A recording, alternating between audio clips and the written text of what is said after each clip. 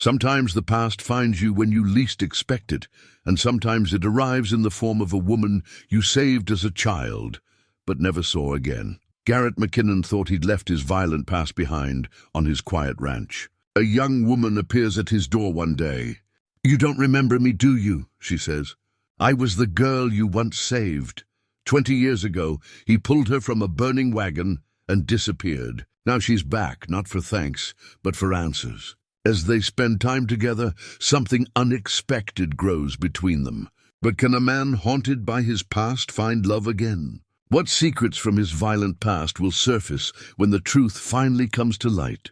Before we jump back in, tell us where you're tuning in from, and if this story touches you, make sure you're subscribed, because tomorrow I've saved something extra special for you. The Wyoming wind carried the scent of sage and distant snow as Garrett McKinnon stood on his porch, watching the sun paint the eastern hills in shades of amber and gold. At 57, his hands bore the calluses of honest work, his face weathered by decades of prairie sun and winter frost. The ranch stretched before him like a promise kept, 2,000 acres of rolling grassland where cattle grazed in peaceful contentment, where the only sounds were the whisper of wind through grass and the distant lowing of his herd. He pulled his father's pocket watch from his vest, the tarnished silver catching the morning light. 6:30, same as every morning for the past 15 years. Time had become his master, and his servant both, marking the steady rhythm of a life deliberately simple. The watch had belonged to his father, and his father's father before that, a family heirloom that spoke of continuity, of generations who had worked the land and found their purpose in its demanding embrace. The irony wasn't lost on him that he'd inherited a timepiece when he'd spent so many years running from time itself, from the accumulated weight of his choices. But here, in this valley 40 miles from the nearest town, time moved differently. It flowed like honey, thick and golden, allowing a man to breathe, to think, to remember without the sharp edge of regret cutting too deep. His morning routine never varied. Feed the horses first. 3 good mounts that knew his step and nickered their greeting as he approached the barn. Then check the water troughs, count the cattle visible from the ridge, and inspect the fence lines that kept his world contained and ordered. By 8 o'clock, he'd have breakfast on the table and the day's work planned out with the precision of a military campaign. But this morning felt different. The air held a charge, like the moment before lightning splits the sky. He'd learned to trust such feelings during his years as a gunfighter, when the difference between intuition and death was measured in fractions of seconds. Now, at peace for 15 years, he rarely felt that old familiar tension. Yet there it was, settling between his shoulder blades like a physical weight. The woman had arrived yesterday evening, just as the sun touched the mountains. Garrett had been repairing a section of fence when he saw her coming up the valley road, walking with a purpose that suggested this wasn't a casual visit. She was young, maybe 25 or so, with auburn hair that caught the dying light and green eyes that seemed to hold secrets. Pretty, certainly. But there was something else about her, something that made his chest tighten with a recognition he couldn't quite place. "Mr. McKinnon," she'd said, stopping at a respectful distance. Her voice carried a slight accent, maybe Eastern, refined but not pretentious. "My name is Vivian Cross. I believe we met a long time ago." He'd studied her face, searching for the memory that danced just beyond his reach. There was something familiar about the curve of her jaw, the way she held her head slightly tilted when she spoke. But 20 years of deliberate forgetting had built walls in his mind, and whatever memory she represented remained locked behind them. "I'm sorry, miss, but I can't say I remember," he'd replied, removing his hat out of courtesy, "though I'd surely remember meeting a lady such as yourself." She'd smiled then, but it was a sad smile tinged with disappointment. "You wouldn't remember. I was very young, just 7 years old." She paused, gathering herself. "You pulled me from a burning wagon." The words hit him like a physical blow. Images flashed through his mind, flames against a dark sky, the screams of horses, the acrid smell of smoke and gunpowder. A child's cry, high and desperate. his hands reaching into the inferno, finding small arms that wrapped around his neck with desperate strength. "You don't remember me, do you?" she'd whispered. And in that moment, he saw the child she'd been, saw past the woman's face to the terrified girl who'd clung to him in the darkness. "I was the girl you once saved." He'd invited her to stay the night, of course. What kind of man would turn away a woman alone on the frontier, especially one with such a claim on his past? She'd accepted gratefully, and he'd given her his spare room. The one he kept clean but never used, as if always expecting a guest who never came. Over dinner, venison stew and biscuits. Simple fare that seemed to suit her just fine. She'd told him pieces of her story. Her family had been traveling west, part of a small wagon train heading for California.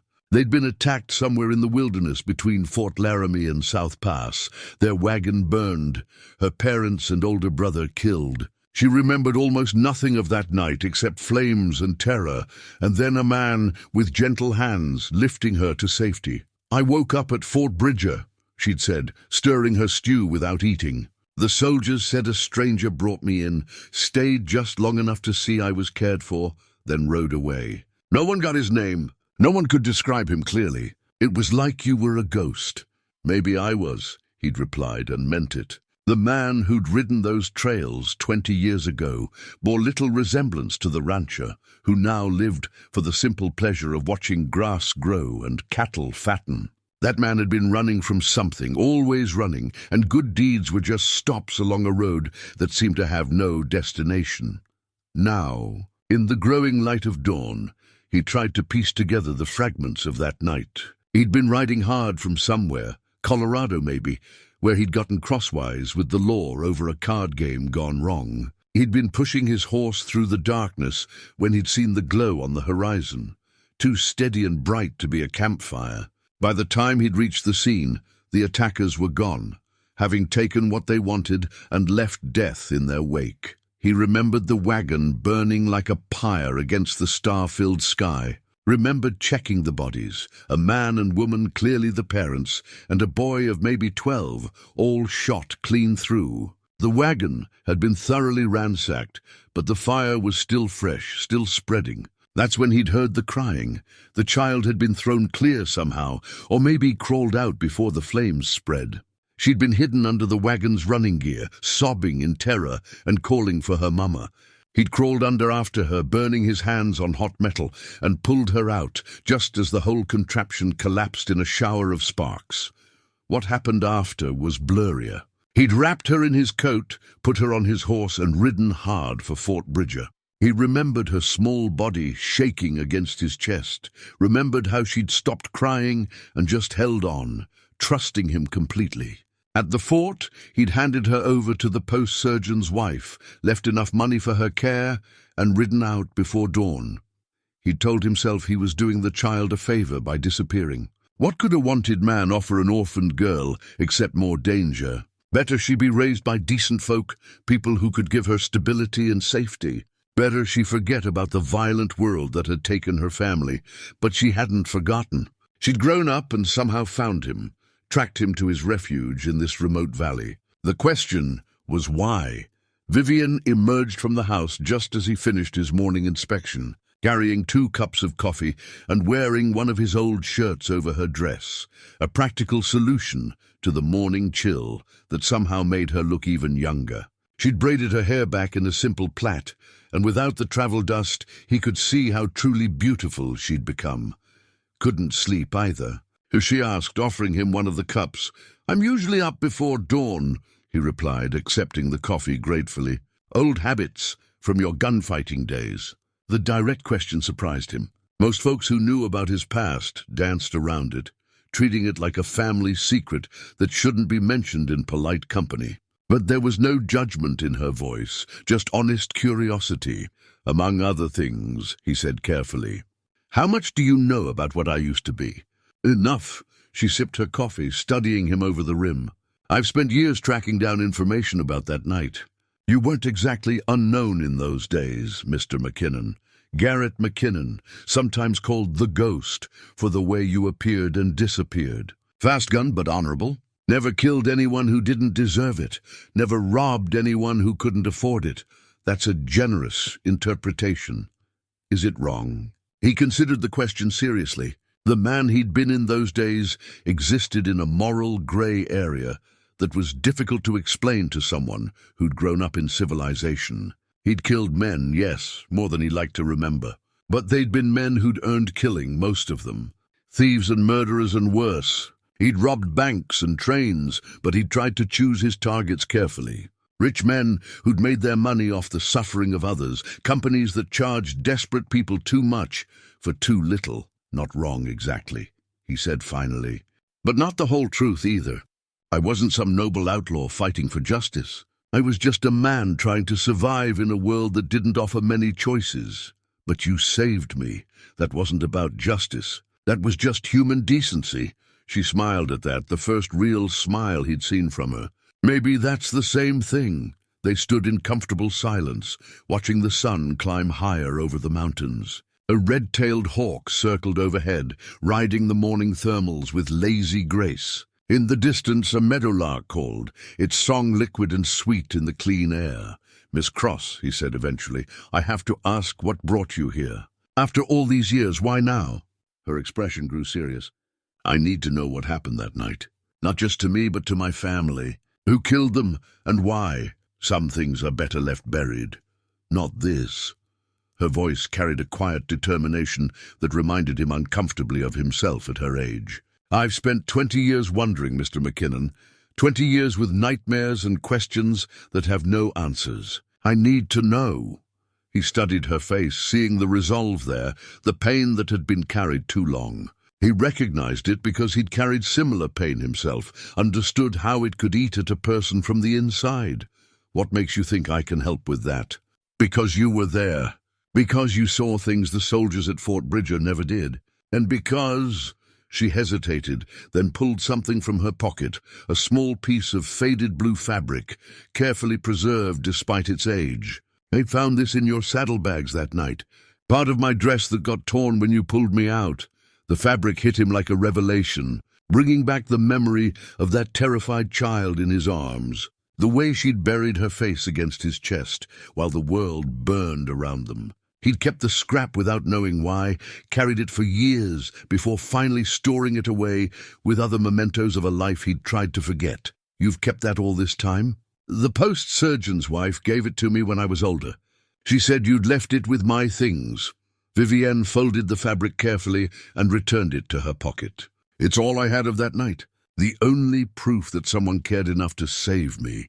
The words stirred something in his chest, something he'd thought dead and buried. For 20 years, he'd wondered about that child, hoped she'd found a good life somewhere far from the violence that had orphaned her. To see her grown into this remarkable woman, strong and determined and beautiful, filled him with a pride he had no right to feel. "All right," he heard himself saying, "I'll help you find your answers. But I have to warn you, the truth might be harder to bear than the questions. I'm stronger than I look. I can see that." And he could. Beneath her feminine grace was a core of steel that reminded him of the pioneer women who'd tamed this land alongside their men. "When do you want to start?" "Now," she said simply. "I've waited long enough." The ride to Devil's Canyon took most of the morning, following old game trails that wound through stands of aspen and pine. Garrett had saddled his most reliable horse, a steady bay gelding named Thunder, while Vivienne rode the gentler of his two mares. She sat her horse well, he noticed, with the easy grace of someone raised around livestock. "Your family were ranchers?" he asked as they navigated a particularly rocky stretch of trail. "Farmers, back in Ohio," she replied. "But we had horses." "Papa said a person who couldn't ride wasn't truly free." Her voice caught slightly on the word, "Papa." And Garrett felt his chest tighten with sympathy. Devil's Canyon wasn't much to look at now, just a narrow valley between two ridges, filled with scrub oak and scattered boulders. But 20 years ago, it had been part of the main trail west, before the railroad changed everything and turned it into just another forgotten piece of wilderness. They found the place easily enough. Garrett's memory of that night was crystallizing as they rode, details emerging like photographs developing in chemical baths. The wagon had been stopped near a small stream, probably to water the oxen. The attackers had chosen their spot well, high ground on both sides, good visibility and water to dispose of evidence. "Here," he said, dismounting near a cluster of blackened stones that had once been a fire ring. "This is where your family camped." Vivian slid down from her horse and walked slowly around the area, her hand trailing over a boulder that might have served as a seat. "I remember this rock," she said softly. "Mama let me climb on it while she cooked supper." Garrett tied the horses and began searching the ground with practiced eyes. 20 years of weather had scoured away most traces, but if you knew what to look for, the story was still there. Scattered metal fragments that had once been wagon fittings, bits of charred wood half buried in the dirt, and there, caught between two rocks, something that made his blood run cold. "Miss Cross," he called quietly, "you might want to see this." She hurried over as he knelt beside the rocks, carefully extracting a small object from its hiding place. It was a doll, or what remained of one, charred and blackened, missing one arm and most of its hair, but still recognizable as a child's toy. Vivian gasped and dropped to her knees beside him. "Lucy," she whispered, reaching out with trembling fingers. "Her name was Lucy. I thought she burned with everything else. You remember her? She was my favorite. Papa made her for me the Christmas before we left Ohio." Tears spilled down her cheeks as she cradled the damaged doll. "I looked for her everywhere after, but she was gone." "I thought I'd lost everything." Garrett felt something twist in his chest as he watched her cry over the broken toy. It seemed impossibly cruel that a child should lose so much, that this charred remnant should be all that survived of a family's dreams and hopes. "Tell me about that night," he said gently. "Everything you remember." She wiped her eyes and took a shaky breath. "We'd been on the trail for 3 weeks. Papa was excited because we were making good time. Said we'd reach California before the first snow. Mama was worried about me. I'd been sick for a few days with a fever. Nothing serious, but enough that I was sleeping in the wagon instead of walking. That probably saved your life. I woke up when the shooting started. Mama was screaming, and Papa was shouting for us to get down. The wagon was moving, tilting, and I could hear horses running. Then everything was quiet for a moment, and I thought maybe it was over." She paused, staring at the doll in her hands. "That's when they came to look at the bodies. I heard them talking, but I couldn't understand what they were saying. They sounded excited, like they'd found what they were looking for." "You heard their voices? Could you tell anything about them?" "One of them had an accent. Southern, maybe. And another one laughed a lot, even when nothing was funny. They searched through our things, took the strongbox Papa kept under the wagon seat. Then they set everything on fire." Garrett nodded grimly. It matched what he'd suspected. This hadn't been a random attack by opportunistic bandits. They'd known about the strongbox, had come specifically for it. What was in the strongbox? Money, I think. Papa said he was carrying our life savings, everything we'd need to start over in California. But there was something else too. Papers of some kind. He'd gotten very serious about them before we left, said they were important, that they could make our fortune. What kind of papers? "I don't know. I was only 7. She clutched the doll closer. "But I remember Papa meeting with men before we left Ohio. Serious men in expensive suits who talked in whispers. Whatever those papers were, they were worth killing for."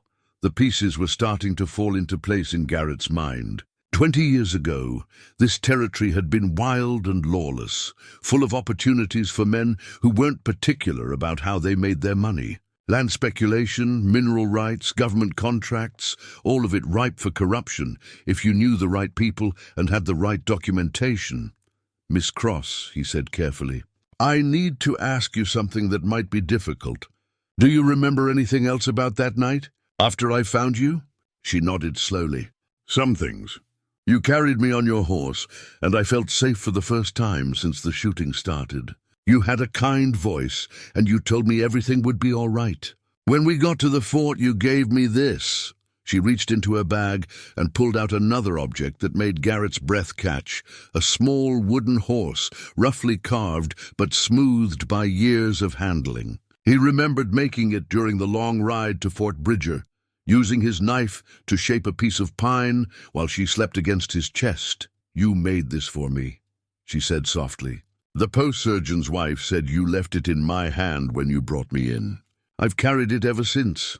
The horse brought back more memories, the weight of the child in his arms, the way she'd stopped crying once she felt safe, the fierce protectiveness that had surprised him with its intensity. He'd been running from the law then, wanted for a dozen crimes across 3 territories. But holding that orphaned girl had made him feel like something more than just another outlaw.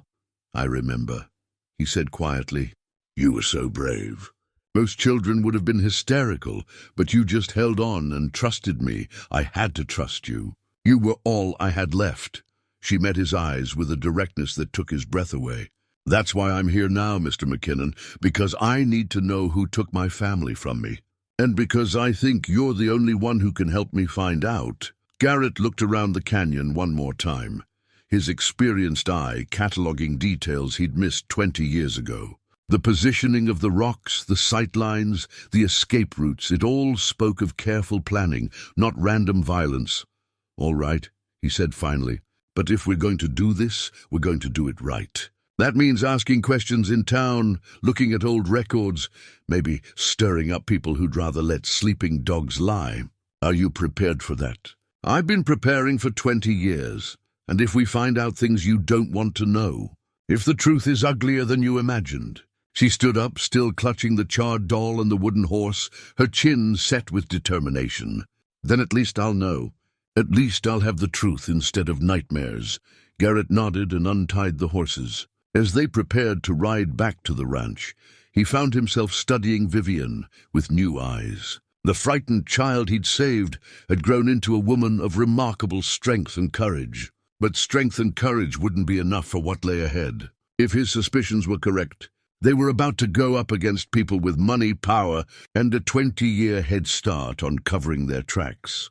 The ride back was mostly silent, both of them lost in their own thoughts. But as they crested the ridge that looked down on his ranch, Garrett made a decision that surprised him. For 15 years he'd lived quietly, avoiding trouble, content to let the past stay buried. But seeing Vivian's grief, her desperate need for answers, had awakened something in him he'd thought was dead. Maybe it was time the past had a reckoning. "Miss Cross," he said as they approached the barn, "there's something you need to understand. The men who killed your family, if they're still alive, they're not going to be happy about us digging into this. They might try to stop us. Are you trying to scare me away?" "I'm trying to keep you alive." He dismounted and turned to face her. "Because I failed to protect your family once, and I won't let that happen again." The words hung in the air between them, heavy with promise and responsibility. Vivienne nodded slowly, understanding passing between them that went deeper than words.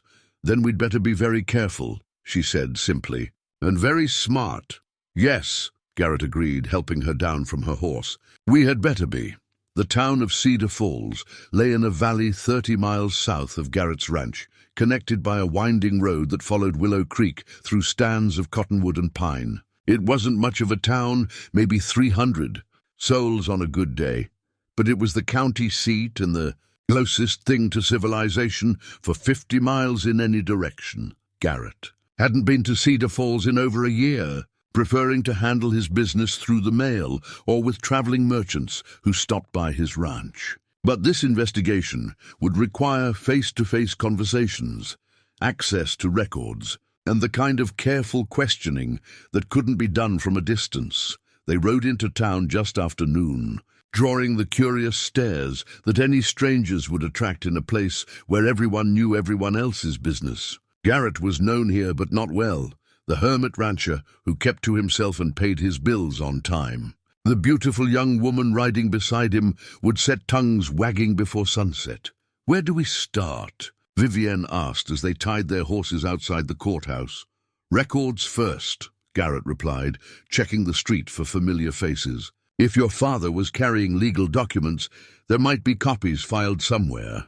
Then we talk to people who were here 20 years ago, see what they remember. The courthouse was a modest brick building that also housed the sheriff's office, the land records office, and the town's only jail. Inside, a middle-aged clerk with ink-stained fingers looked up from his ledger with polite curiosity. "Help you folks?" "We're looking for some old records," Garrett said, removing his hat.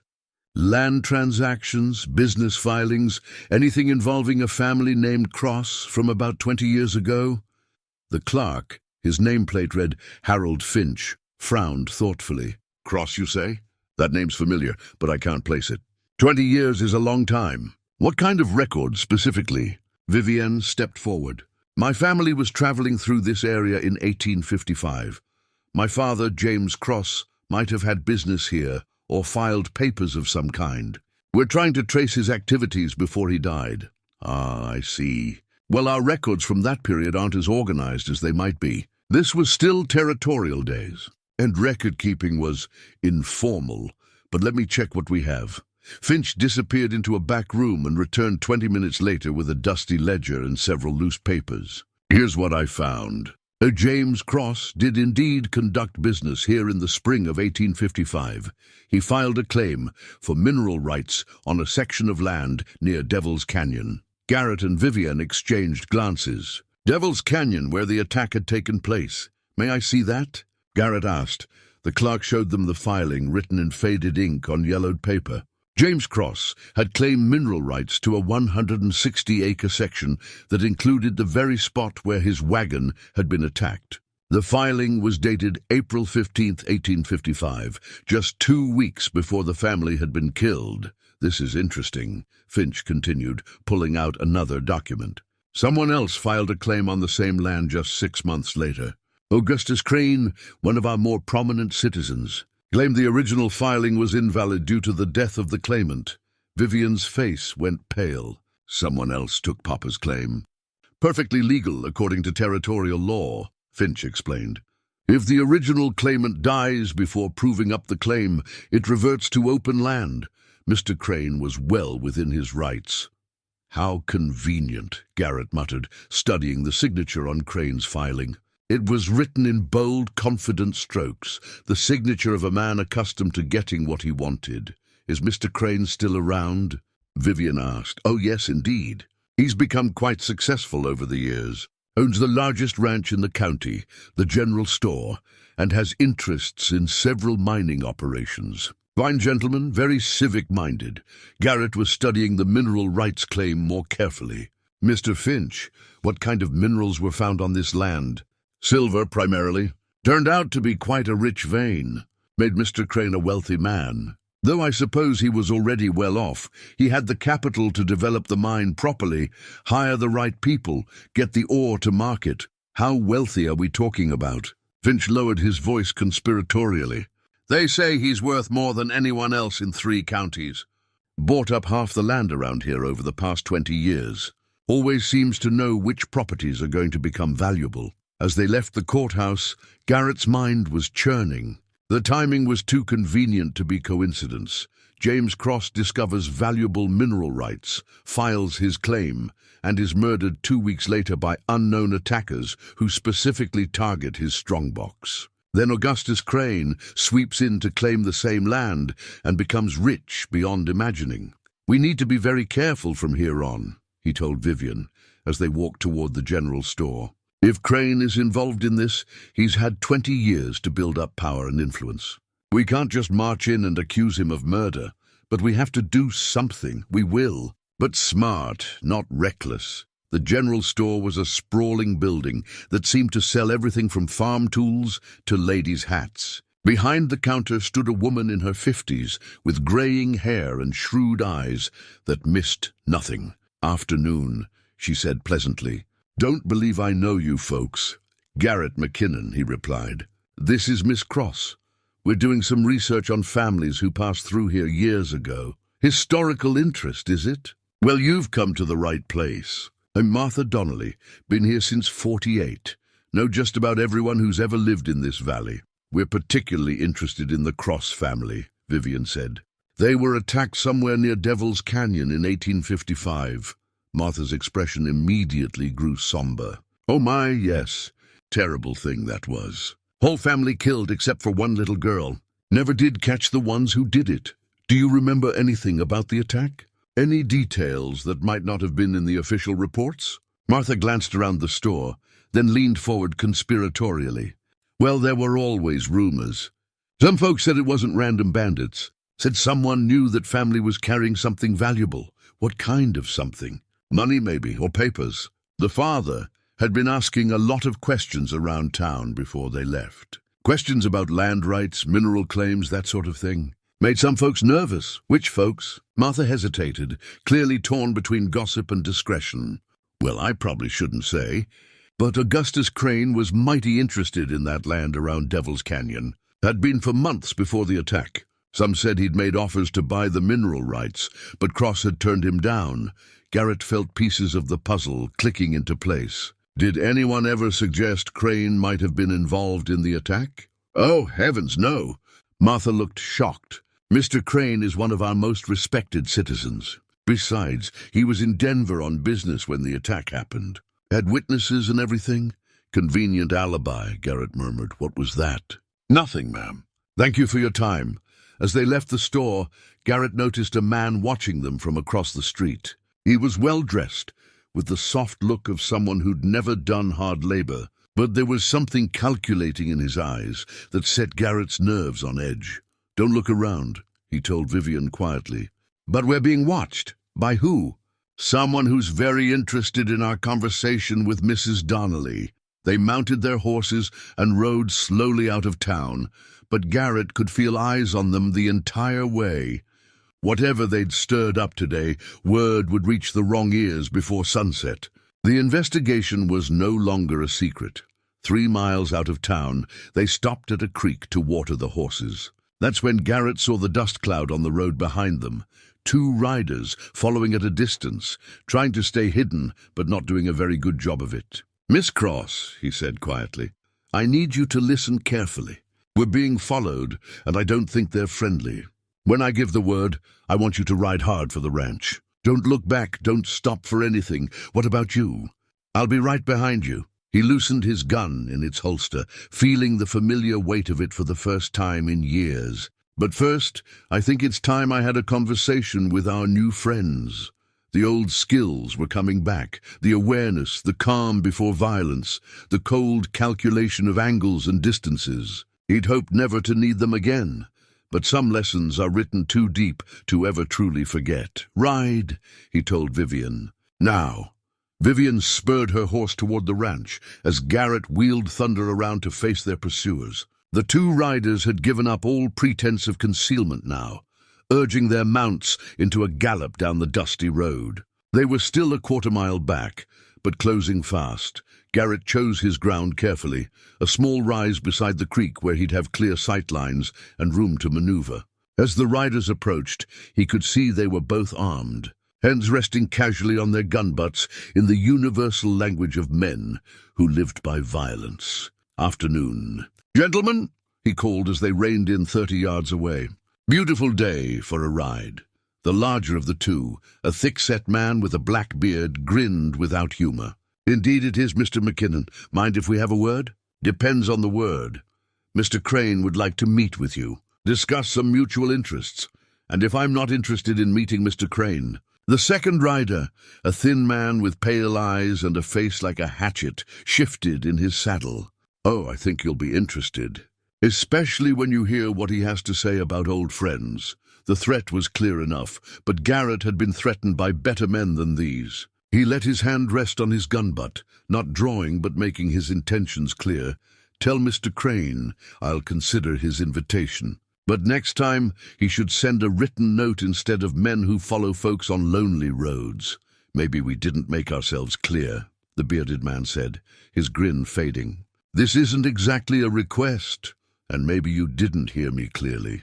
Garrett replied, his voice dropping to the soft tone that had once made lesser men reconsider their life choices. I said I'd consider it. That's all the answer you're getting today. For a moment, the 3 men faced each other in tense silence.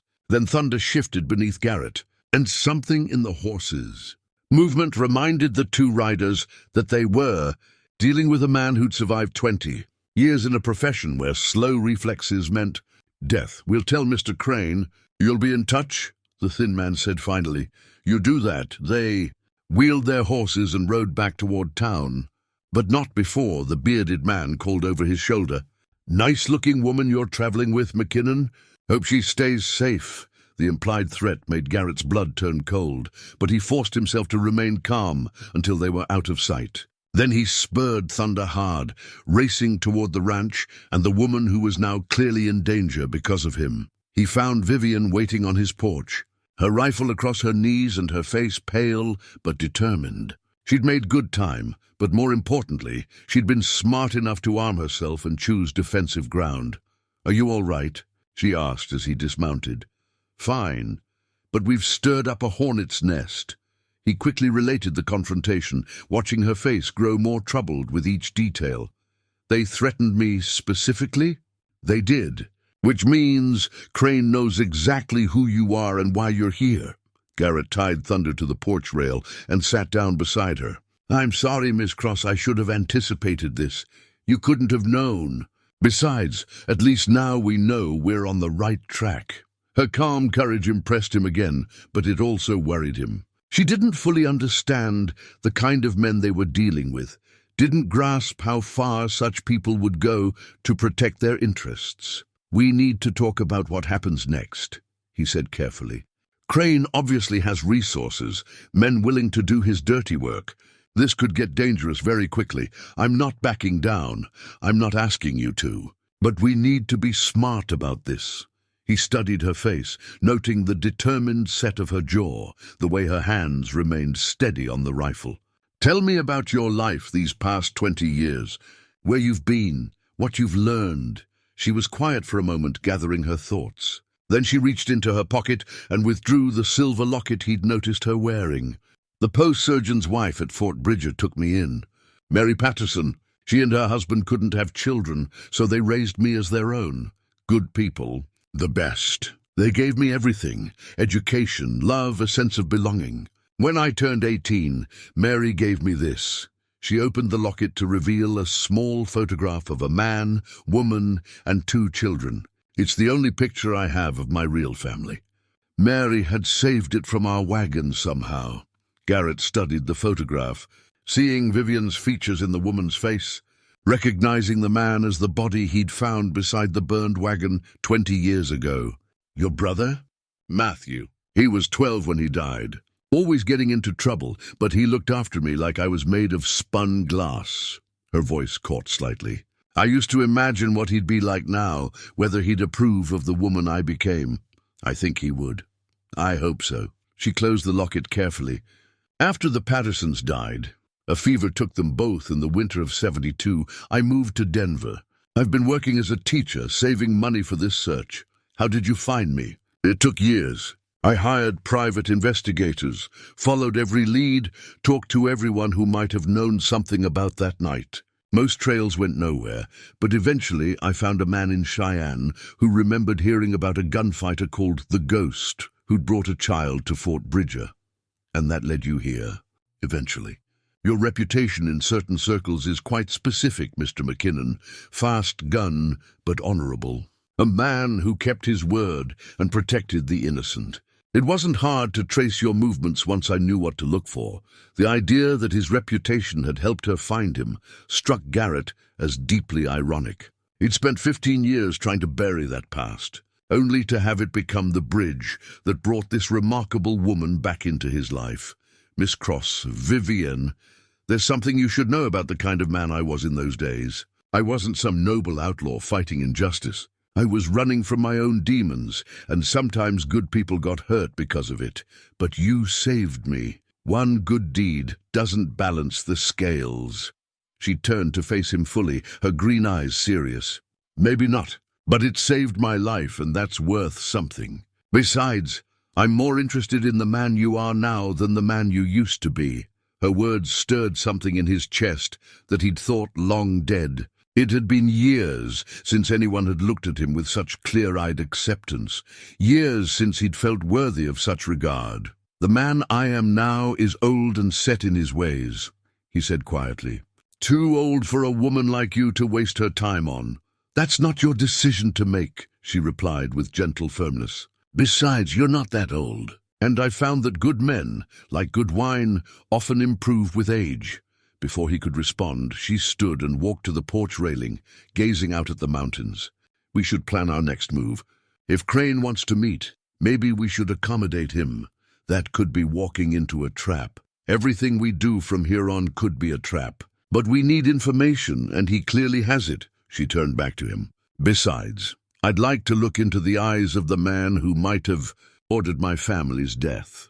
The quiet determination in her voice reminded Garrett forcibly of himself at her age. That same willingness to face danger for the sake of justice. That same refusal to be intimidated by superior force. It was admirable and terrifying in equal measure. "All right," he said finally. "But we do this on our terms, not his. Public place, daylight, and we go in prepared for trouble." "Agreed," as the sun set behind the mountains, painting the sky in shades of gold and crimson. Garrett found himself studying Vivian's profile in the dying light. 20 years ago, he'd saved a frightened child. Now that child had grown into a woman of remarkable courage and beauty, and despite the danger surrounding them, he couldn't help but feel grateful that fate had brought her back into his life. The question was whether he'd be able to keep her safe long enough to find the answers she sought. 3 days later, they rode back to Cedar Falls with a plan and a deepening sense of unease. Garrett had sent word through Martha Donnelly that he was willing to meet with Augustus Crane, but only at the hotel restaurant during the lunch hour, when the place would be full of witnesses. If Crane wanted to talk, it would be in the open, not in some back room where accidents could happen. The Grand Hotel was the finest establishment Cedar Falls had to offer, which wasn't saying much. 2 stories of weathered clapboard, with a restaurant that served passable food to travelers and townspeople alike. At noon on a Wednesday, it was busy enough to provide the safety of crowds, but not so packed that conversation would be impossible. Garrett and Vivian took a table near the window where they could watch the street and have clear sight lines to both entrances. They'd been there only 10 minutes when Augustus Crane arrived, and Garrett understood immediately why the man had been so successful. He moved with the confidence of someone accustomed to command, well-dressed but not ostentatious, with steel-gray hair and intelligent eyes that missed nothing. "Mr. McKinnon," Crane said, approaching their table with his hat in his hand. "Thank you for agreeing to meet. And you must be Miss Cross. I've heard so much about you." There was something in the way he said her name that made Garrett's hand drift closer to his gun, but Crane seemed genuinely cordial as he took the chair across from them. "I understand you've been asking questions about some rather old business," Crane continued, settling himself comfortably. "Naturally, that concerns me. Why would it concern you?" Vivian asked, her voice steady despite the tension Garrett could feel radiating from her. "Because, my dear, I have a significant investment in the peace and prosperity of this community. When strangers arrive asking about violent events from 20 years ago, it tends to make people nervous. Bad for business, you understand. We're not here to cause trouble," Garrett said carefully. "Just looking for information about Miss Cross's family." "Ah, yes, the tragic Cross family. I remember them well." Crane signaled the waitress for coffee, the picture of a man completely at ease. "James Cross was an interesting fellow. Very interested in land acquisition, mineral rights, that sort of thing. Ambitious. You knew my father." Vivienne leaned forward, her eyes intense. "We had some business dealings. Nothing extensive, you understand, but enough for me to form an impression. He was convinced this territory was going to be very valuable someday. Turned out he was right, of course. Valuable enough to kill for?" The question slipped out before Garrett could stop it. Crane's expression didn't change, but something flickered in his eyes. "That's a serious accusation. Mr. McKinnon, I hope you have substantial evidence to support such a claim. Just asking a question." "Of course you are." Crane's coffee arrived and he stirred it thoughtfully. "You know, it's interesting that you should turn up now, after all these years. Some might wonder about your motives. My motives are simple, Vivian said. I want to know who killed my family and why. A noble goal. But sometimes the past is better left undisturbed. Sometimes digging up old graves brings nothing but fresh pain. He sipped his coffee, studying them over the rim. Take your own past, for instance, Mr. McKinnon. I've heard some fascinating stories about your younger days. The ghost, wasn't it? Quite a reputation. Garrett felt the familiar chill that came with being recognized for what he'd once been. Ancient history, is it? I wonder. Crane reached into his jacket and withdrew a folded piece of paper, which he placed on the table between them. This arrived from Denver just yesterday. Seems there are still people very interested in your whereabouts. Garrett unfolded the paper and felt his blood turn to ice. It was a wanted poster, old but recently reprinted, showing his face from 20 years ago, along with a list of his alleged crimes. The reward was substantial, enough to interest any number of bounty hunters. Where did you get this? He asked, his voice deadly quiet. Oh, I have contacts throughout the territory. Amazing what information comes to light when you know the right people to ask. Crane leaned back in his chair, completely relaxed, despite the danger radiating from the man across from him. Of course, I have no intention of pursuing that reward. Live and let live, I always say. Unless, of course, someone were to make life difficult for me or my friends. The threat was clear enough, but it was Vivian who responded first. Are you threatening us, Mr. Crane? Threatening? Heavens, no. I'm simply pointing out that we all have things in our past we'd rather keep buried. Perhaps we could reach some sort of understanding. What kind of understanding? Garrett asked. Simple. You stop asking questions about events that happened 20 years ago, and I forget that this interesting document ever crossed my desk. Everyone goes on with their lives, nobody gets hurt, and if we don't agree... Crane's smile was perfectly pleasant and utterly cold. Well, then I suppose we'll see what develops. Bounty hunters can be so persistent, and accidents do happen on these lonely frontier roads. The restaurant suddenly felt too small, too confining. Garrett was acutely aware of the other diners, any of whom might be Crane's men. The man had played his hand perfectly, threatening them in public while maintaining complete deniability. We'll need time to consider your offer, Vivian said, before Garrett could respond. Of course. Take all the time you need. But don't take too long. I'd hate for word to spread about Mr. McKinnon's colorful past before we reach an accommodation. Crane stood, placed money on the table for his coffee, and tipped his hat politely. Good day to you both. I do hope we can resolve this matter amicably. After he left, Garrett and Vivian sat in tense silence for several minutes. Finally, she reached across the table and placed her hand over his. He's afraid, she said quietly. All that politeness and veiled threats, it means he's worried about what we might find. He should be worried about a lot more than that, Garrett muttered, folding the wanted poster and putting it in his pocket. That poster proves he's been investigating me, and probably since the moment we rode into town, which means he knows exactly who I am and why I'm here. And he knows I'm the one who saved you that night. The question is, how much does he know about what really happened? Vivian was quiet for a moment, thinking. Then she pulled something from her reticule, an old leather document case that Garrett hadn't seen before. I need to show you something, she said, opening the case carefully. This was in my father's effects at Fort Bridger.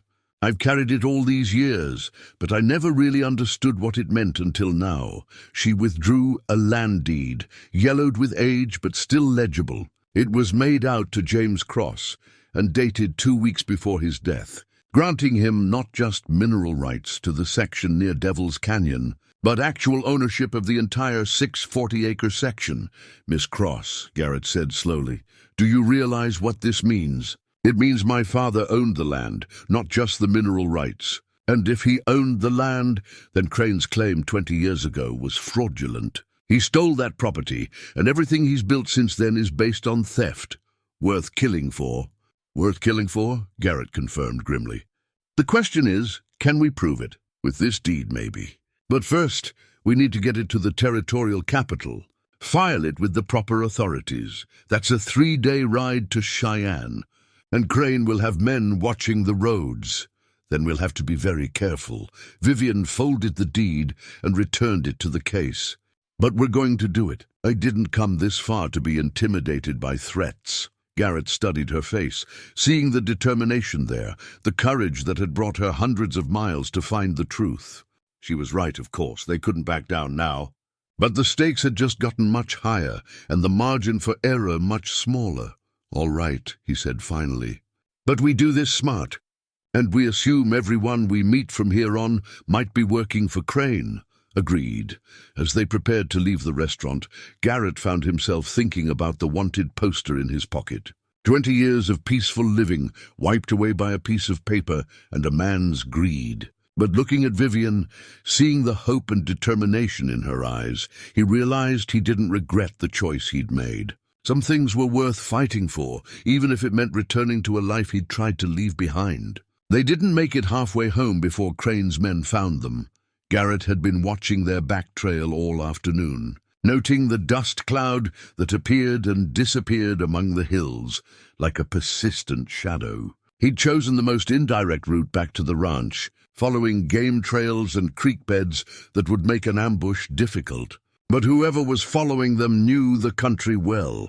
The attack came at Miller's Ford, where the road crossed Willow Creek through a stand of cottonwoods.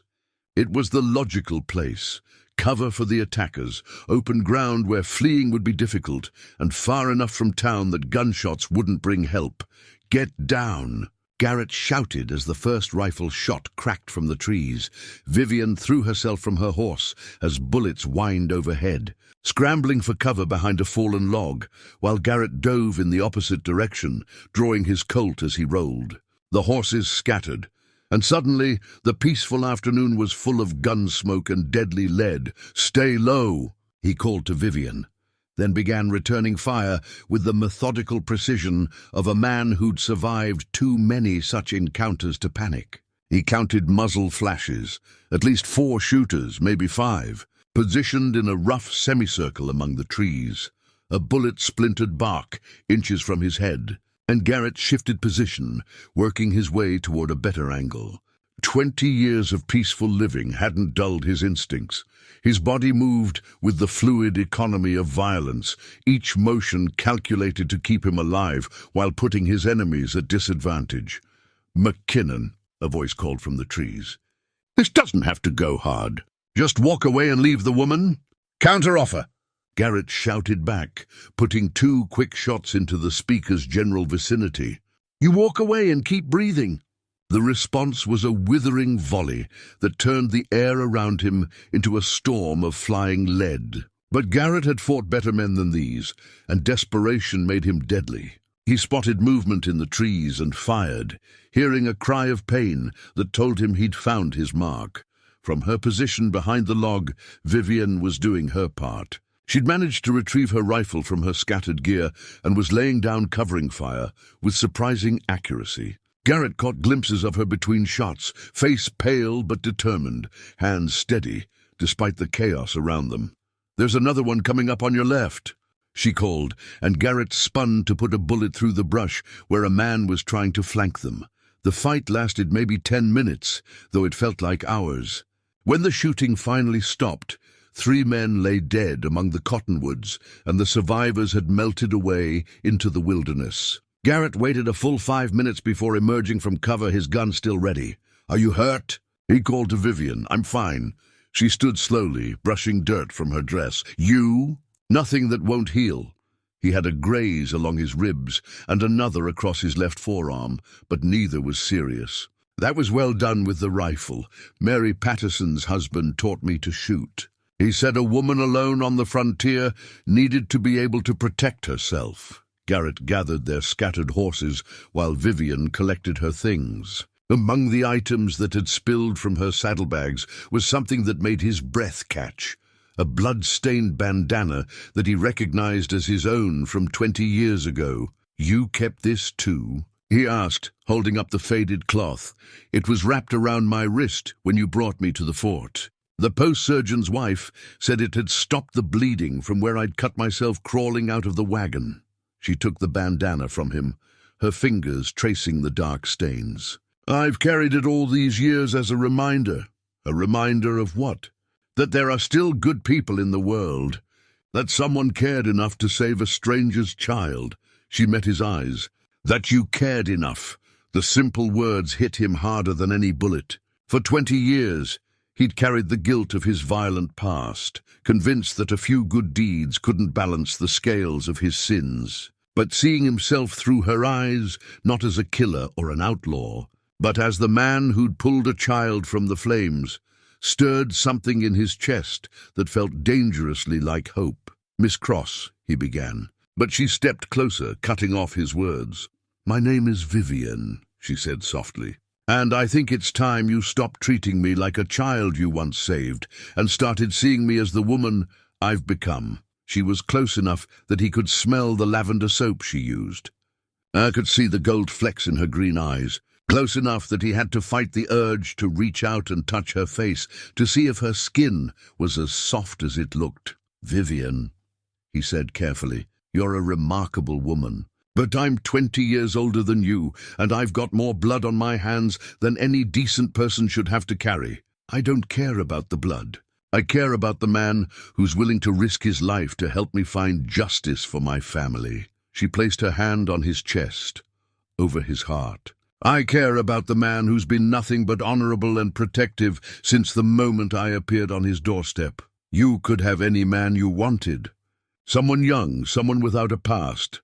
I don't want any man. I want you." The words hung between them like a bridge across 20 years of separation. Garrett felt the walls he'd built around his heart beginning to crack, felt the possibility of something he'd never allowed himself to imagine. Before he could respond, the sound of approaching horses broke the spell. Both of them spun toward the road, weapons ready, but it was only a freight wagon with 2 teamsters who'd heard the shooting and come to investigate. "You folks all right?"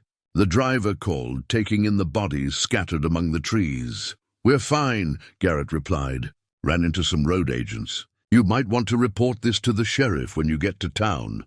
The teamsters helped them drag the bodies out of the road and agreed to carry word to Cedar Falls. As they prepared to leave, the driver, a grizzled man who'd clearly seen his share of frontier violence, pulled Garrett aside. "Those weren't road agents," he said quietly. "I know 2 of those boys. They ride for Augustus Crane. You willing to testify to that?" The man glanced around nervously. "Mister, I got a family to feed.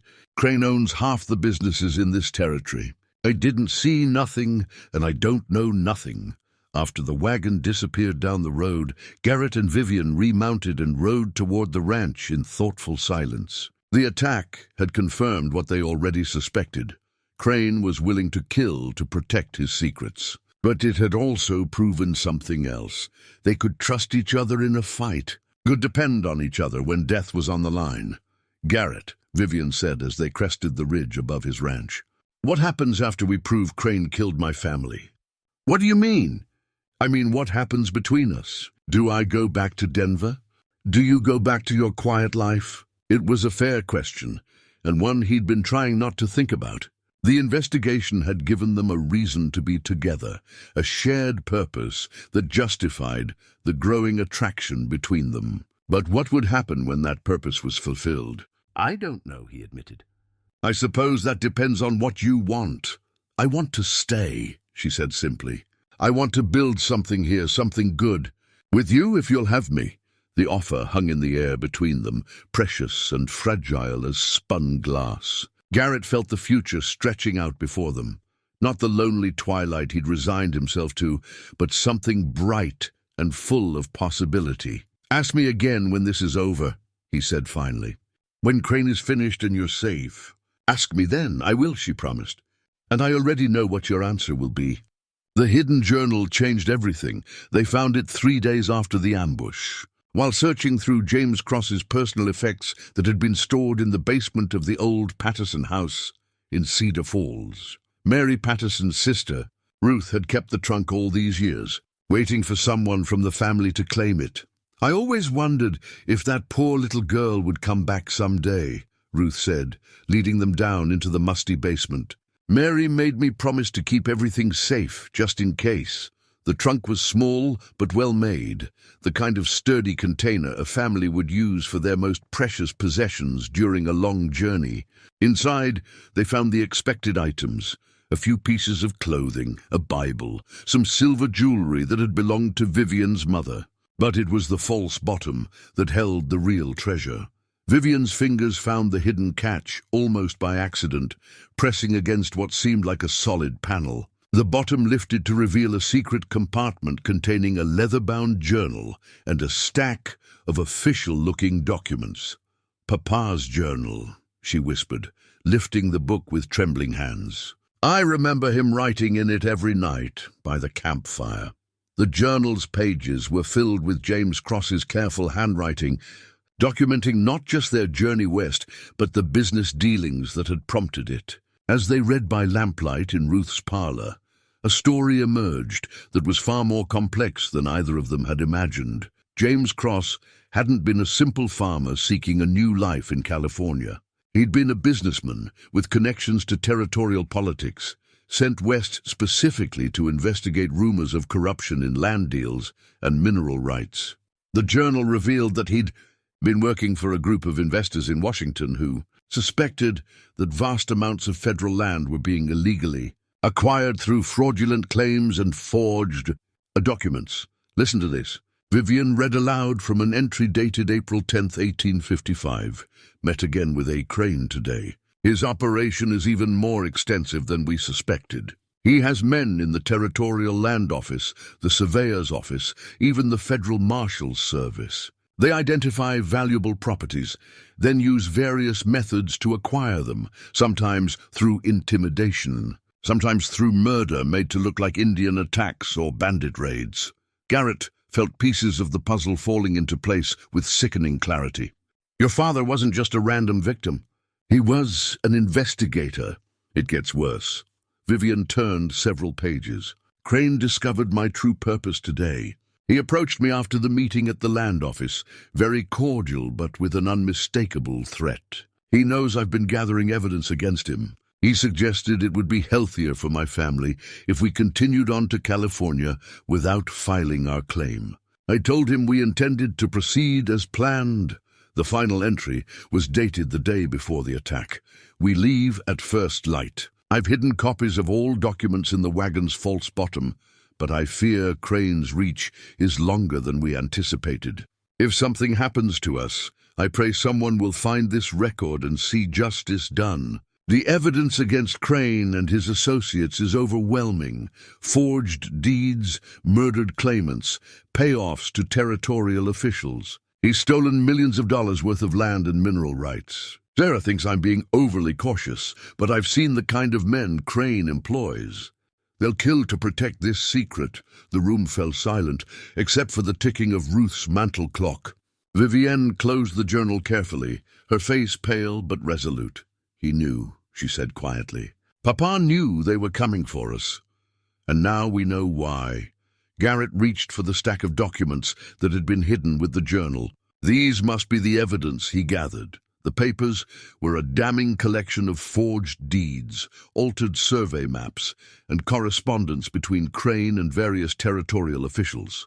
There were records of payments, lists of properties illegally acquired, and most shocking of all, a roster of families who had died under suspicious circumstances, all of them owners of valuable land that had subsequently been claimed by Crane or his associates. 23 families, Vivian said, reading over his shoulder.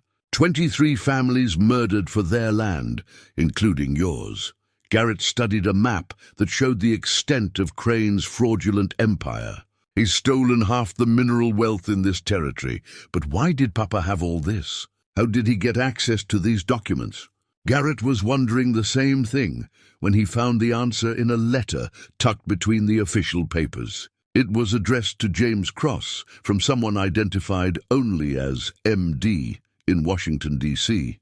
"Mr. Cross," he read aloud, "your acceptance of this assignment is greatly appreciated. The Department of Interior has been receiving disturbing reports about land fraud in the Wyoming Territory, but we need solid evidence before we can act.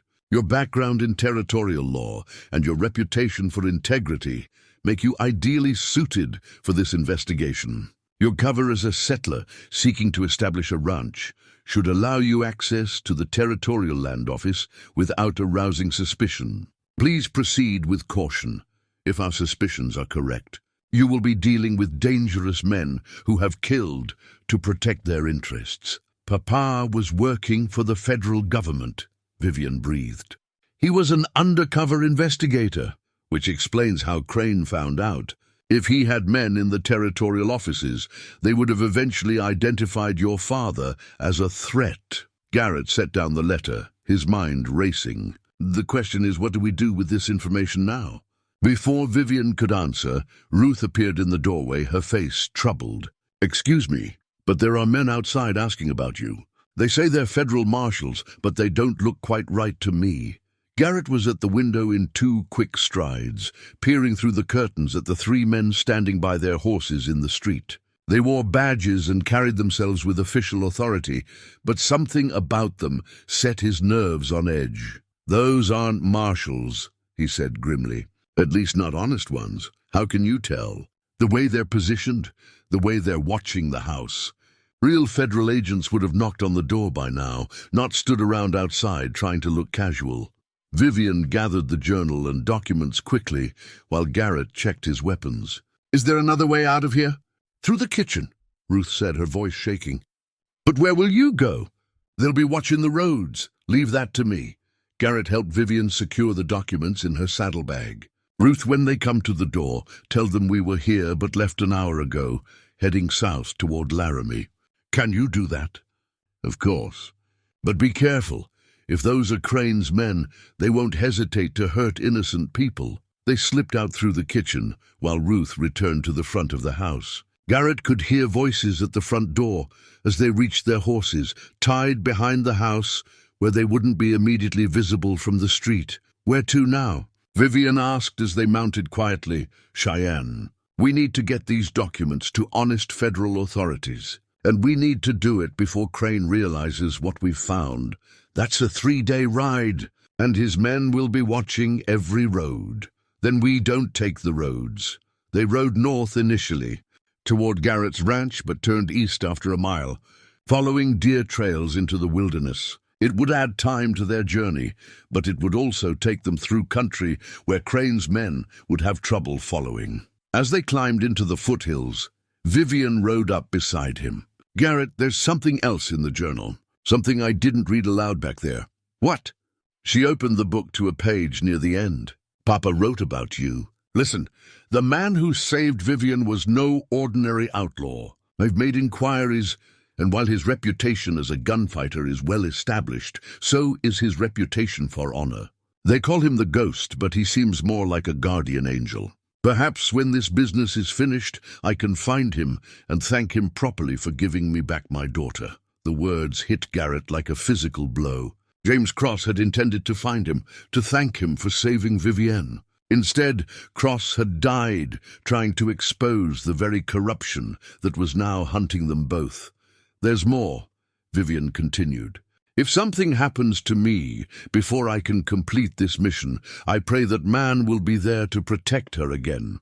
I sense in him a fundamental goodness that transcends his violent reputation. Vivienne will need someone like that if she's to survive in this harsh world. He was wrong about the goodness part, Garrett said quietly. No, Vivienne replied, closing the journal and looking at him with those clear green eyes. He was exactly right. And now I understand why fate brought me back to you. It wasn't just about finding answers about my family's death. It was about finishing what Papa started. The revelation reframed everything. They weren't just seeking justice for one murdered family. They were carrying on James Cross's mission to expose a conspiracy that had cost dozens of lives and stolen millions in federal land. The responsibility was staggering, but so was the opportunity to finally balance the scales of justice. All right, Garrett said, settling deeper into his saddle for the long ride ahead. Let's go finish your father's work. The journey to Cheyenne took 4 days through wilderness that tested both their riding skills and their resolve. They traveled by night when possible, hiding during the day in caves and dense timber, always watching for signs of pursuit. Twice they spotted riders in the distance, and once they had to detour 20 miles around a settlement where Garrett recognized one of Crane's men lounging outside the general store. But they made it, arriving in Cheyenne just as the sun set behind the mountains, their horses exhausted and their nerves stretched thin. The territorial capital was a bustling town of nearly 3,000 souls, large enough to provide anonymity, but small enough that strangers were still noticed. "First thing is to find honest law," Garrett said as they walked their horses down the main street. "Then we figure out who we can trust with this information." The federal courthouse was an imposing brick building that dominated the town square, flying the stars and stripes alongside the territorial flag. But even here, Garrett moved carefully. If Crane's corruption reached as high as the documents suggested, they couldn't assume anyone was above suspicion.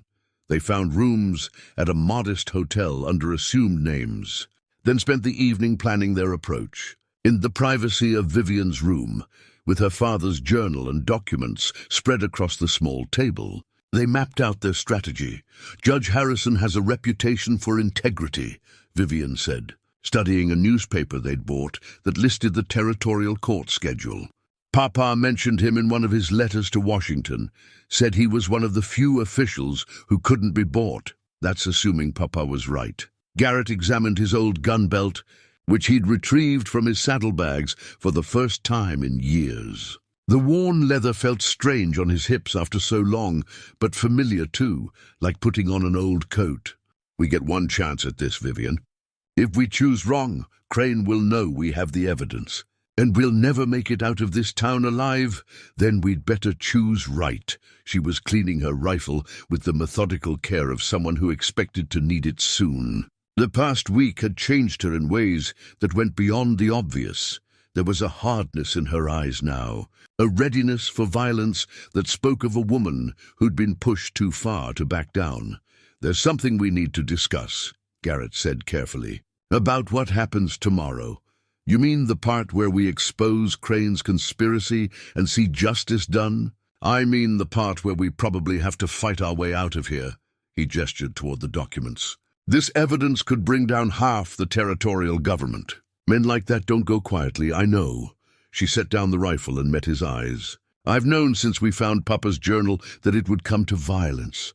I'm prepared for that, are you, really? Because shooting at men trying to kill you is one thing. What we're talking about tomorrow might require you to kill in cold blood, to protect information that could save lives but means nothing if we don't survive to deliver it." The question hung between them, heavy with implications. Garrett had crossed that line so many times he'd lost count, but Vivian was different. She'd lived a civilized life, been raised by good people who believed in law and order. What they were planning would change her forever. "My father died trying to stop these men," she said quietly. "My mother, my brother, 20 other families, all of them murdered for land and money. If killing Crane's men is what it takes to see justice done, then that's what I'll do. It's not that simple. Taking a life changes you, marks you in ways that never heal. I don't want that for you. And I don't want to spend the rest of my life knowing I could have stopped more murders but chose to keep my hands clean instead." She stood and walked to the window, looking out at the gas lamps flickering to life along the street.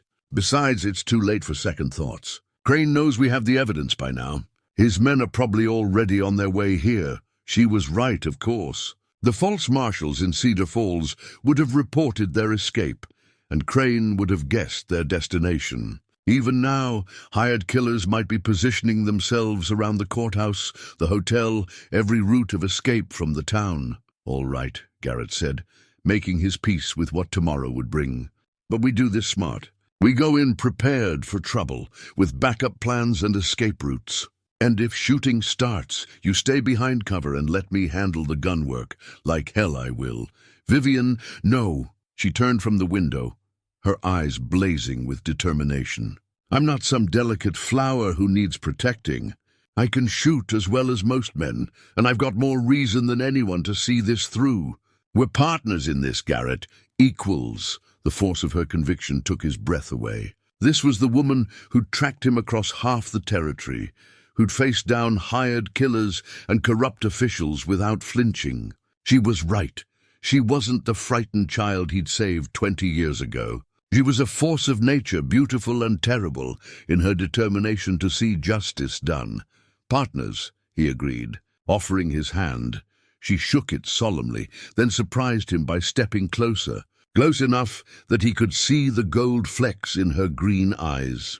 "Garrett, there's something I need to say. In case we don't both survive tomorrow. Don't talk like that. I have to." She reached up and touched his face, her fingers tracing the lines that 20 years of hard living had carved around his eyes. "I love you.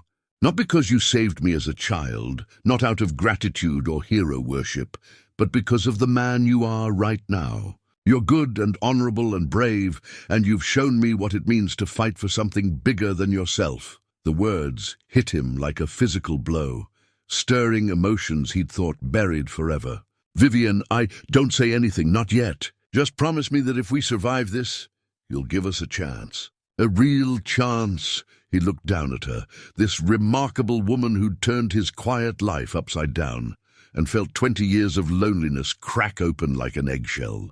She was offering him something he'd never dared hope for, not just love, but redemption. The chance to be the man she believed him to be. "I promise," he said softly, and meant it with every fiber of his being. She smiled then, the first truly joyful expression he'd seen from her since she'd arrived at his ranch. Then she stood on her toes and kissed him, soft and sweet and full of hope for a future they might not live to see. When they broke apart, Garrett rested his forehead against hers, breathing in the scent of her hair, memorizing the feel of her in his arms. "Tomorrow we finish this," he said. "Tomorrow we finish this," she agreed. They spent the rest of the evening going over their plan, checking their weapons, and preparing for what might be their last night together. When Garrett finally returned to his own room, he lay awake staring at the ceiling, thinking about the irony of it all. 20 years ago, he'd been a wanted man with nothing to lose. Now, when he finally had something worth living for, he was about to risk it all on a mission that would probably get them both killed. But some things were worth the risk. Justice was worth it. The memory of a good man who died trying to do the right thing was worth it. And the woman sleeping in the room next door, brave and beautiful and full of life, was worth everything. At dawn, they would face Augustus Crane's corruption and see it ended, one way or another. Garrett cleaned his guns one last time, checked his ammunition, and settled the familiar weight of his gun belt around his hips. He'd been the ghost once, a legend whispered in saloons and feared in back alleys across the territory. Tomorrow, he'd be the ghost again. But this time, he'd be fighting for something that mattered more than survival. He'd be fighting for love, for justice, and for the future he'd never dared dream he deserved. The old skills were coming back, sharp and deadly as ever. But more importantly, he finally had a reason to use them that didn't leave him feeling like a damned soul. Whatever happened tomorrow, he'd face it with his head high and his conscience clear. For the first time in 20 years, Garrett McKinnon was fighting on the side of the angels. Judge Harrison's court convened at 9 o'clock sharp. By 8:30, Garrett and Vivian were positioned across the street from the courthouse, watching for any sign of Crane's men. The morning was clear and cold, with frost on the windows and breath visible in the thin air. "There," Vivian said quietly, nodding toward two men lounging near the courthouse steps. "Those aren't lawyers or court clerks." Garrett studied them with a professional eye. Both were armed, both trying too hard to look casual. "At least 4 more positioned around the building, maybe 6. Can we get past them?" "We're going to have to. The question is whether we come out alive afterward." Vivian checked her rifle one last time, then looked at him with eyes that held no fear, only determination. "Ready?" "Ready." They stepped into the street, walking steadily toward the courthouse and the confrontation that would determine whether James Cross's sacrifice had meant anything at all. The territorial government seal gleamed on the heavy oak doors of Judge Harrison's courtroom, a symbol of federal authority that had been corrupted by 20 years of greed and murder. Garrett and Vivian approached those doors knowing that what happened in the next hour would determine whether justice prevailed or died with them. "Mr. McKinnon and Miss Cross, I presume." The voice came from behind them as they reached the courthouse steps. They turned to see a distinguished man in his 60s, with silver hair and intelligent eyes that seemed to take in everything at once. "I'm Judge Harrison. I received an urgent message this morning that you had important evidence to present to the court." "Your Honor," Vivian said, glancing nervously at the armed men who were slowly converging on their position, "we need to speak with you privately. Lives depend on it. Of course. My chambers are—" "Judge Harrison!" The interruption came from Augustus Crane himself, striding up the courthouse steps with the confidence of a man who owned half the territory. "What a pleasant surprise to see you this morning. I trust you received my telegram about these two fugitives?" Garrett's hand drifted toward his gun, but Harrison raised a restraining gesture. "Mr. Crane, these people have requested an audience with the court. Until I hear what they have to say, I'll ask you to maintain your distance." "I'm afraid that's not possible, Your Honor." Crane smiled pleasantly, but his eyes were cold as winter stone. "You see, Mr. McKinnon is a wanted criminal with a substantial bounty on his head, and Miss Cross is suspected of aiding and abetting known felons. As a concerned citizen, I felt it was my duty to ensure they were properly apprehended." "On whose authority?" Harrison demanded. "Mine." A new voice joined the conversation as a man wearing a federal marshal's badge approached, but Garrett recognized the face. It was the thin man with pale eyes who'd threatened them on the road weeks ago. "Marshal Thomas Wade, Your Honor. I have warrants for both these individuals."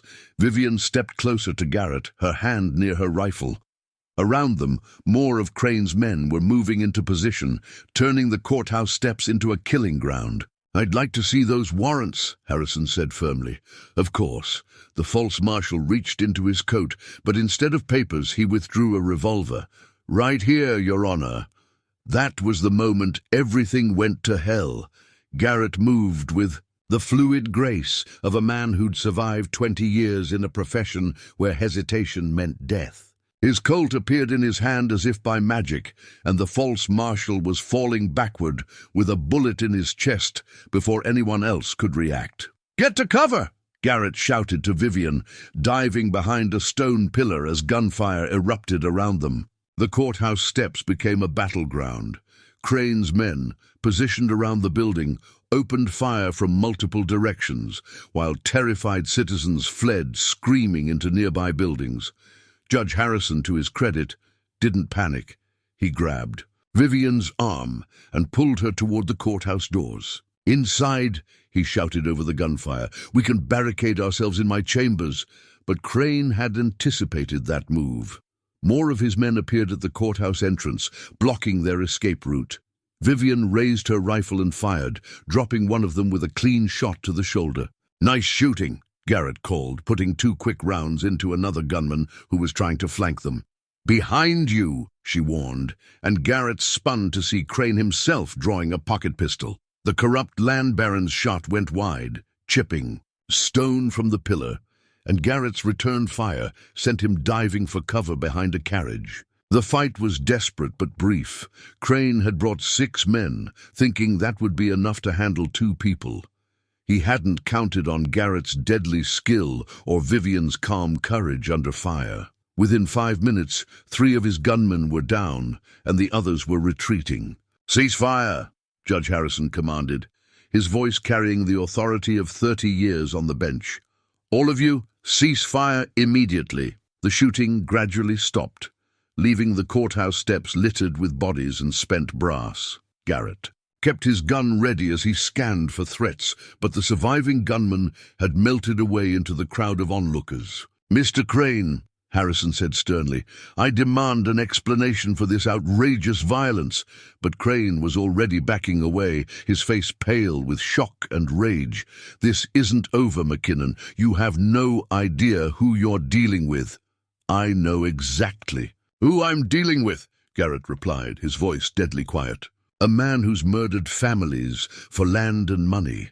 A man whose time has finally run out. Crane turned and fled, disappearing into the crowd. His surviving men followed, leaving only the dead and wounded behind. "Your Honor," Vivian said, pulling the leather document case from her coat, "we have evidence that will explain everything. Evidence that Augustus Crane has been murdering families and stealing their land for 20 years. Harrison looked at the carnage around his courthouse, then at the young woman holding what might be the key to the territory's biggest corruption scandal. "I think we'd better take this inside.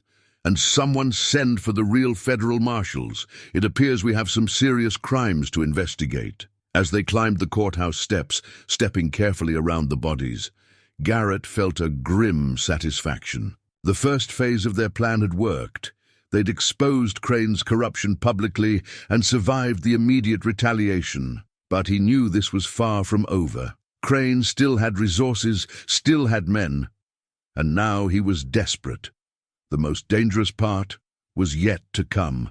Judge Harrison's chambers felt like a sanctuary after the violence on the courthouse steps, but Garrett knew it was only temporary refuge. Outside, they could hear the commotion as real federal marshals arrived to investigate the shooting, their voices mixing with those of curious townspeople and surviving witnesses.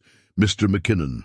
"Miss Cross," Harrison said, settling behind his massive oak desk. "I've known Augustus Crane for 15 years. He's been a pillar of this community, a generous supporter of territorial development. These are serious accusations you're making." "They're not accusations, Your Honor," Vivian replied, opening the leather case and withdrawing her father's journal. "They're documented facts." For the next hour, they laid out the evidence methodically. Harrison read James Cross's journal with growing amazement, studied the forged deeds and altered survey maps with professional thoroughness, and examined the correspondence that proved Crane's conspiracy reached into the highest levels of territorial government. "My God," he said finally, setting down the last document. "If this is authentic, and I believe it is, then we're looking at the largest land fraud in territorial history. Millions of acres, dozens of murders, including my family," Vivian said quietly. "Yes." Harrison's voice was heavy with the weight of accumulated injustice. "I'm so very sorry, Miss Cross. Your father was a brave man who died serving his country." A commotion outside the chambers interrupted them. Raised voices, running footsteps, the sound of horses being ridden hard down the main street. Garrett moved to the window and cursed softly at what he saw. "Crane's not giving up," he reported. "He's got maybe 20 men surrounding the courthouse. Looks like he's planning to finish this here and now." 20 men? Harrison stood abruptly. "Mr. McKinnon, I appreciate what you've done, but I can't allow this building to become a battleground. There are innocent people." "Judge!" The door burst open as a clerk rushed in. "Federal Marshal Davies is here with urgent news."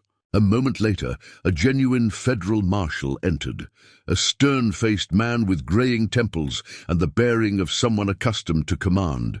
"Your Honor, I'm Marshal Davies from Denver. We received a telegram this morning about a shooting involving federal evidence." "Marshal Davies," Harrison said, "thank God you're here. We have a situation that requires immediate federal intervention." Davies studied the assembled group, his gaze lingering on Garrett's gunbelt and Vivian's rifle. "I understand you have evidence of a conspiracy involving territorial land fraud." "We do," Vivian said, "but Augustus Crane has surrounded the building with armed men. He's trying to prevent this evidence from reaching federal authorities." Davies moved to the window and assessed the situation with professional calm. 23 men, positioned at all the exits, well armed and desperate. He turned back to them. "I brought 6 deputies with me, but we're severely outnumbered." "Not necessarily," Garrett said. "Crane's men are hired guns, not soldiers. They'll fight hard when the odds are in their favor, but they'll break if you hit them hard enough." "What do you suggest?" "We make our stand here, force them to come to us. Courthouse is good defensive ground, thick walls, limited approaches, plenty of ammunition in the marshal's office downstairs. And if they decide to burn us out?" "They won't," Vivian said with certainty. "Burning down a federal courthouse would bring the army. Crane's desperate, but he's not stupid. Davies considered their options, then nodded grimly. All right, we hold here, but I want that evidence secured first. He gestured to James Cross's documents. If something happens to us, those papers need to survive. Already taken care of, Harrison said, indicating a large safe in the corner of his chambers. Federal-grade security. Even if they take the building, they won't get into that. Outside, Augustus Crane's voice could be heard shouting orders to his men. He was positioning them for an assault, gambling everything on one final roll of the dice. If he could eliminate the witnesses and destroy the evidence, he might still escape justice. They're moving, Garrett observed from the window. Coming from 3 directions. Let them come, Davies said, checking his weapon. Federal marshals don't run from hired thugs. The assault began with gunfire from multiple directions, bullets shattering windows and chipping stone from the courthouse walls. But Harrison's chambers were on the 2nd floor with thick stone walls, and Crane's men had to expose themselves to get effective shots. Garrett positioned himself at one window, Vivian at another, while Davies and his deputies covered the remaining approaches. The initial exchange of gunfire was fierce but indecisive, Crane's superior numbers offset by the defenders' better position. There, Vivian called, firing at a figure trying to scale the side of the building. Her shot sent the man tumbling to the ground, and his companions fell back to regroup. Nice shot, Garrett said admiringly. Then put 2 quick rounds into a group of men trying to rush the front entrance. The territorial judge's gavel sat on Harrison's desk, silent witness to this final confrontation between law and lawlessness. In a few more minutes, that gavel would either fall on justice served or be silenced forever by corruption and violence. Outside, Crane was shouting encouragement to his men, promising them rich rewards if they could take the courthouse. But Garrett could hear the desperation in the man's voice, could sense the growing uncertainty among his hired guns. The tide was about to turn. 6 months later, the Wyoming Territory had a new reputation, not as a lawless frontier where might made right, but as a place where justice could still triumph over corruption. The trials had lasted through the winter, with Judge Harrison presiding over the largest corruption case in territorial history. Augustus Crane and 17 of his associates were now serving lengthy sentences in federal prison, their stolen empire dismantled and returned to its rightful owners. But today wasn't about justice or legal proceedings. Today was about new beginnings. Garrett McKinnon stood at the altar of the small church in Cedar Falls, wearing his best suit and trying not to fidget with the new wedding ring in his pocket. The church was packed with neighbors and friends, including Marshal Davies and Judge Harrison, who had become unlikely allies in the months since the courthouse siege. "Stop looking so nervous," whispered his best man, Dr. Patterson, the son of the couple who had raised Vivienne. "She's not going to change her mind." "Easy for you to say," Garrett muttered. "You're not the one marrying someone 20 years younger and infinitely better than you deserve." The pianist began the wedding march, and Garrett's breath caught in his throat as Vivian appeared at the back of the church. She was radiant in a simple white dress, her auburn hair crowned with wildflowers, her face glowing with happiness. As she walked down the aisle toward him, he marveled again at the incredible journey that had brought them to this moment. The ceremony was simple but heartfelt. When the preacher asked if they had rings, Garrett reached into his pocket and withdrew 2 matching gold bands, new symbols of hope and commitment that had replaced the old artifacts of violence and loss. "Do you, Garrett McKinnon, take Vivian Cross to be your lawfully wedded wife? Do have and to hold, in sickness and in health, for richer or poorer, for better or worse, as long as you both shall live?" "I do," Garrett said firmly, his voice carrying across the silent church. "And do you, Vivian Cross, take Garrett McKinnon to be your lawfully wedded husband? Do have and to hold, in sickness and in health, for richer or poorer, for better or worse, as long as you both shall live?" "I do," she replied, her green eyes bright with unshed tears of joy. By the power vested in me by the territory of Wyoming, I now pronounce you husband and wife. You may kiss the bride." Garrett cupped her face gently in his hands and kissed her softly, sweetly, while the congregation erupted in applause. When they broke apart, both were smiling through tears. "Mrs. McKinnon," he said softly. "Mr. McKinnon," she replied. "I like the sound of that." The reception was held at the ranch under a canopy of stars that seemed especially bright that evening. Tables were set up in the yard, lanterns hung from the trees, and the whole valley seemed to celebrate with them. Even Martha Donnelly from the general store had come, bringing enough food to feed half the territory. As the evening wore on, Garrett found himself standing on his porch, watching Vivian dance with Dr. Patterson while the musicians played a gentle waltz. She moved with such grace, such joy, that it took his breath away. Even now, months after the danger had passed, he sometimes couldn't believe she was really his. "Quite a woman you married," Judge Harrison said, joining him on the porch with 2 glasses of punch. "That she is." Garrett accepted the drink gratefully. "Sometimes I wonder what James Cross would think, seeing his daughter married to a former outlaw. I think he'd be proud. You've given her something precious, not just love, but justice for her family. That matters." They stood in comfortable silence for a while, watching the dancers and listening to the music drift across the valley. Finally, Harrison spoke again. "Any regrets about giving up the quiet life?" Garrett considered the question seriously. The past 6 months had been anything but quiet. Trials, investigations, reporters from back east wanting to write about the woman who'd brought down a criminal empire. Their ranch had become something of a destination for folks seeking justice for old wrongs, people who'd heard about Vivian's courage and Garrett's skill. "No regrets," he said finally. The quiet was nice, but it was empty. He gestured toward the celebration, toward his wife dancing in the lamplight. "This is what I was missing. Speaking of which, shouldn't you be dancing with your bride?" "You're right." Garrett set down his glass and made his way through the crowd to where Vivian was now sitting with some of the other ladies, fanning herself after the energetic dance.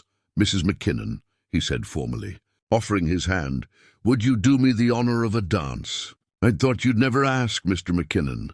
They moved to the center of the yard as the musicians struck up a slower tune. Garrett wasn't much of a dancer, but Vivian made it easy, following his lead with the same trust she'd shown throughout their dangerous journey. "Any regrets?" he asked, echoing Harrison's question. "Just one," she said, looking up at him with mischief in her eyes. "I regret that it took me 20 years to find you again.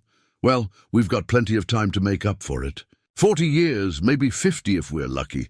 Is that a promise?" "That's a promise, Mrs. McKinnon. That's a promise." As they danced under the stars, the new wedding ring on Vivian's finger caught the lamplight, a symbol of their shared future, bright with possibility. The past had been laid to rest, justice had been served, and love had triumphed over loss. In the distance, a nightbird called from the mountains, its song clear and sweet in the clean air. It sounded like a benediction, a blessing on their union and their future together. Garrett McKinnon, once known as the Ghost, had finally found his way home. And Vivian Cross McKinnon, the girl he'd saved from the flames, had found her happily ever after in the arms of the man who'd shown her that some things, love, justice, and hope, were worth any risk to achieve. The wedding ring gleamed on her finger as they danced, a new artifact for a new beginning, bright with the promise of all the tomorrows yet to come.